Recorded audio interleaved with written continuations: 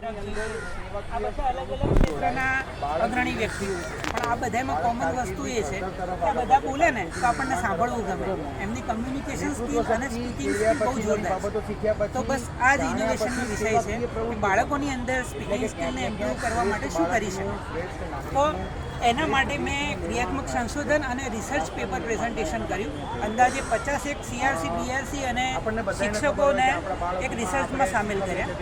એમાં એમણે સ્વીકાર્યું કે અમે શાળા કક્ષાએ સ્પીકિંગ સ્કિલ ખાસ કરીને કથન કૌશલ્યના વિકાસ માટે કંઈ ખાસ કરી નથી શકતા અથવા તો સમય નથી મળતો કે ઘણા બધા રીઝન્સ છે.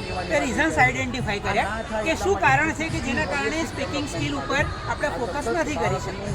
તો એના મુખ્ય કારણોમાં એવું આવ્યું કે એક મૂલ્યાંકનનો અભાવ. પહેલાં મૌખિક પરીક્ષા લેવાતી હતી, હવે એ પણ બંધ થઈ ગઈ. બરાબર, બધું જ લેખિત ઉપર આપણે શિફ્ટ થઈ ગયા. એટલે જે કહેવાય કે સ્પીકિંગ સ્કિલના ઇમ્પ્રુવમેન્ટ માટે જે ફોકસ હતું એ હટી ગયું. બરાબર. બીજી વસ્તુ કે શાળા કક્ષાએ આના ઉત્તેજન માટે બેઝિકલી કોઈ એક્ટિવિટીઝ નથી થઈ.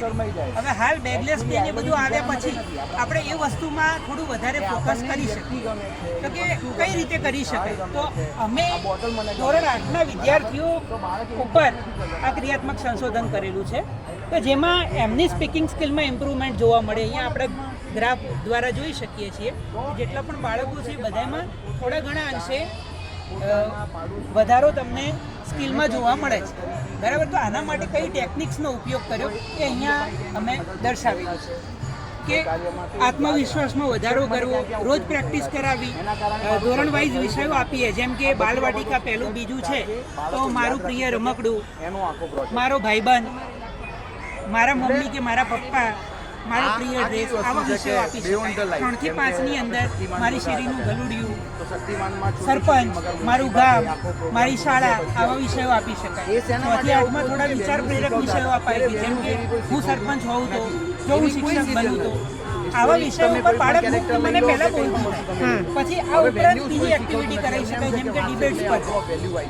પછી તમે બાળ સંસદની કાર્યવાહી કરી શકો જેમ કે બાળ સંસદમાં ચૂંટાયેલા જે સભ્યો છે એમની જોડે આપણે એક ટીચર બેસે અને જેમ સંસદની એક્ટિવિટીઝ ચાલે એમ આપણી શાળાની અંદર પણ એક સંસદ ક્રિએટ કરી જેથી પ્રશ્નોના જવાબ વાતચીતની આપણે થાય ને બાળકો બોલતા. શરૂઆતમાં એવી કન્ડિશન હતી અમારી શાળાની કે બાળકો બિલકુલ બોલતા જ નહોતા અને હાલ હમણાં જે 26મી જાન્યુઆરી ગઈ એના સમગ્ર કાર્યક્રમનું હેન્ડલિંગ બાળકો. એટલે આ વિકાસ ગામને પણ દેખાયો અને અમારા શિક્ષકો. પ્રોજેક્ટ છે અને હા બસ એટલે કે